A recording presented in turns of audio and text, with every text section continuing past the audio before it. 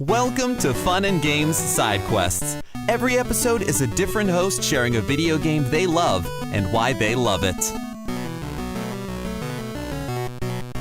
Hi there, I'm Scout Munroe, also known as NeonSaline. I am a variety streamer, a tabletop RPG performer, and all-around denizen of the internet. I am here to talk about what is probably my single favorite game ever, Transistor.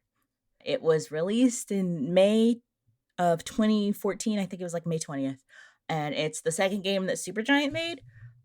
They've made a bunch of other stuff, including the criminally underrated Pyre, and they've got a pretty solid pedigree, so outside of the gushing I'm about to do for Transistor specifically, I highly recommend all other games. So, according to the Steam About This Game section, Transistor is a sci-fi themed action RPG that invites you to wield an extraordinary weapon of unknown origin as you fight through a stunning futuristic city. Transistor seamlessly integrates thoughtful strategic planning into a fast-paced action experience, melding responsive gameplay and rich atmospheric storytelling. During the course of the adventure, you'll piece together the Transistor's mysteries as you pursue its former owners. So, we open the game, and we're greeted with this beautiful artwork courtesy of Gen Z and the folks working with her. And we see Red, our protagonist, and the titular weapon, the Transistor, which looks like this giant sword made of circuitry with a red lens in the middle. And then you hit a button, I think, to prompt it to start. And the circuitry lights up, and it's like, hey, Red, we're not going to get away with this, are we? And then the camera pans up, and the music starts. And as you get your bearings, the game kind of draws you in pretty quickly. The Transistor alternates between directing you and commenting on your situation. And here is where we get to my first favorite thing about Transistor, which is the visual language and kind of the aesthetic, because it's basically like cyber art deco. Like if like Alphonse Mucha designed computer internals. That's the only way I can describe it. There's like this teal and gold wash over the world. The lines are really sharp, except for when they aren't, and the curves are real graceful. And Red stands out because she has red hair, and her outfit is mostly black with these little gold details, because you see her from the back most of the time. And so she pulls the Transistor from the body of the dude in front of her, and the commands for using like the Transistor as a weapon appear. And as you explore around, these little tooltips appear, and the first one appears when she grabs the Transistor, and it says, Transistor kills today, 1. And it points out like the remnants of the gown as you pass it, and as you move to leave the area, it points out this thing that appears. It's a square of white that surges out of the ground, and it tells you to attack it. And out comes this skittering white and red drone, like it's white with a red lens on the front of it, and it attacks Red. And then we are met with the rest of my favorite things about this game. It's the constant like world building, even through little things like the dialogue. The sword comments continuously on like what's going on. You're being hunted. He's frustrated, and you run into more drones. And he goes, more of these creeps. And the tooltip for that specific enemy updates to say creeps. And that happens for every single enemy in the game. It's kind of hilarious because there's one called the Jerk, there's one called the Young Lady, there's one that's literally called a man. So it's just really interesting. And the Transistor is literally helping Red and by proxy the player process the information in the world around her. He's either like directly explaining things or the little tooltips pop up. So you keep fighting, and in the middle of being surrounded, the Transistor telling Red not to panic, the player is prompted to initiate the turn, which is the strategic part of the combat in the game. The world slows to a stop, and you're given an opportunity to plan out movement and various attacks on the enemies you're dealing with. The music also muffles slightly, and you hear a woman humming over the melody of the song. So turns don't last forever, and that's kind of how you have to work through combat. You can either attack directly or use the turns. Using turns is usually smarter, but that whole section from the opening to the first like 2 or 3 fights is like 5 minutes.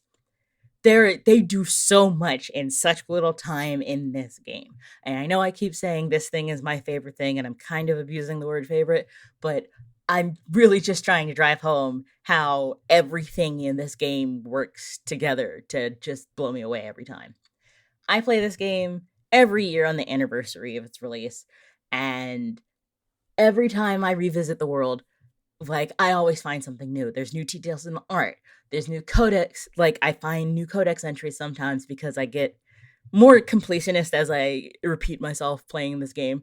Um, and, like, it explains what's going on with the people in the city. I should talk about the people in the city because there really aren't any. Like, it's empty and it's kind of eerie, honestly, as you're going through. And the Transistor comments on it a couple times. Like, and it's weird because you see like these things called OVC terminals, which like poll people for like what they want for the weather, and like they disseminate the news, and you could order like a flatbread from one that comes back as like a joke. But there is like no one else around. So you keep going and you come across this creep that's shooting like one of its little attack beams at the wall. And once you clear out the area, you see, well, you can see it beforehand, but you see a body on the ground next to the wall.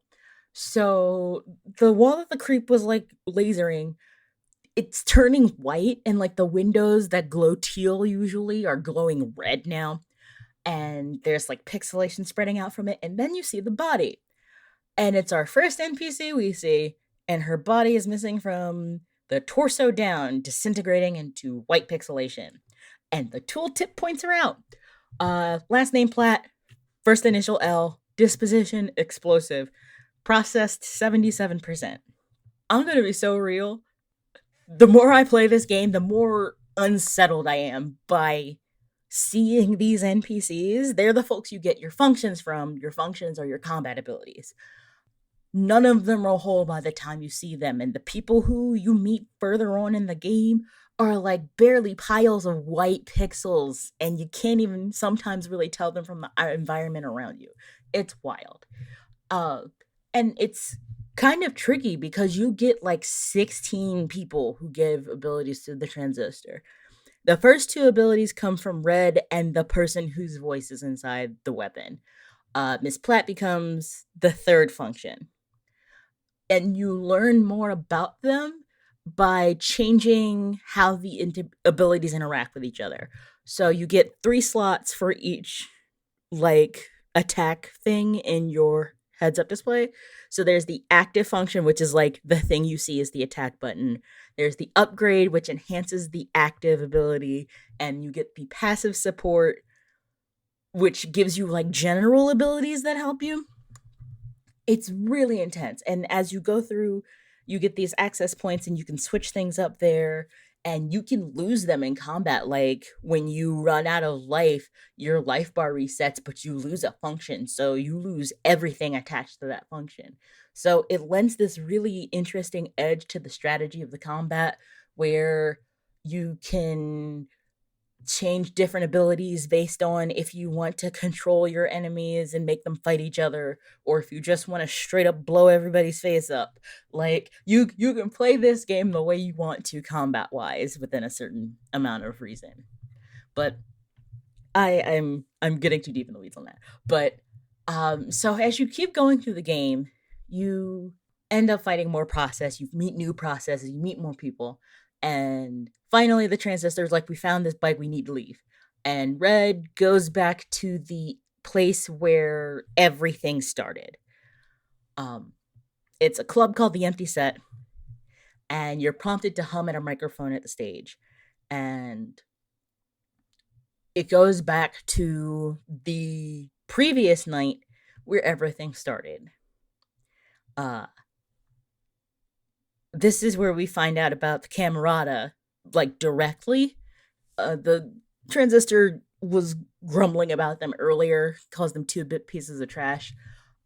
He's not happy with any of this. And as you see what progressed in that night and you play through to where the game starts, you really see what they did to Red. and what you're working against. And I don't want to spoil too much else, so I'm going to take this opportunity to give flowers to people's performances in this game. The soundtrack is certified bangers top to bottom. Darren Korb does an amazing job. Ashley Barrett is the singer for Red's... Let me rephrase that. She's the performer for Red's singing voice. And she does an excellent job. Like, her performance really sells the idea that Red is a singer-songwriter in universe. Every song on the soundtrack has a hummed version for when the turn is activated, like the little slowed down time part of the combat. And she makes humming sound amazing between like sounding fun or desperate or like ominous even.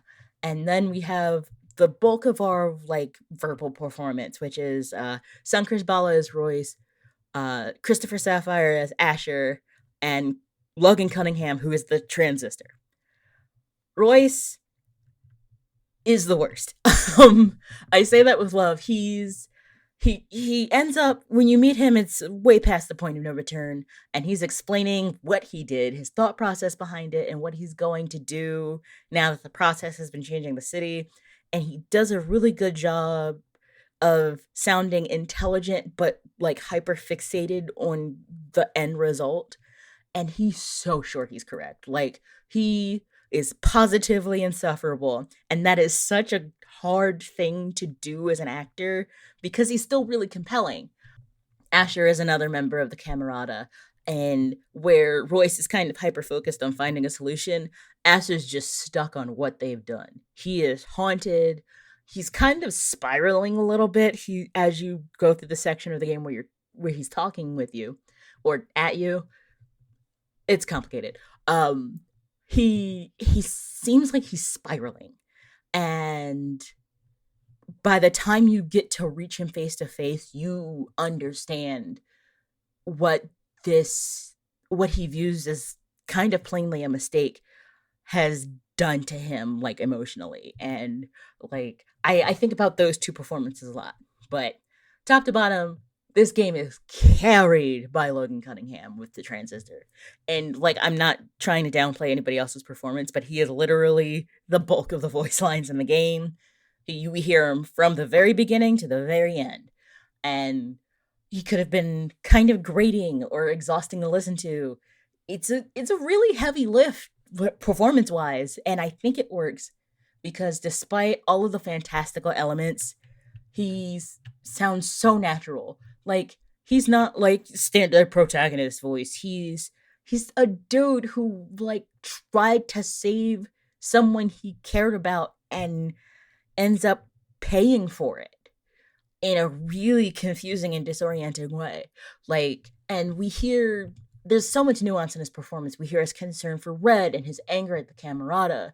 There's a bit where he, because of one of the boss enemies has like a frequency or something, he sounds drunk and he's just like rambling affectionately about Red in between trying to focus on what they're doing. And by the end of the game, we hear his acceptance and his exhaustion and just for one last time, some confusion about what Red seems to be up to. And I feel like that's kind of appropriate. And I think in the end, Transistor does a lot of talking about what we do in the world. It is about choices and the connections we have with each other and the places we live. And I think in that way, it's kind of ultimately about love. It's about our responses to the world around us and the choices we make for each other in spite or maybe even because of the circumstances that are thrust upon us. I hope that you'll pick it up and play the game so you can see why I said that. Because I know I only talked about so much of the plot to avoid spoiling people because I want everyone to play Transistor. I hope you grab it. I hope you enjoy it at least half as much as I do. And as always, happy gaming.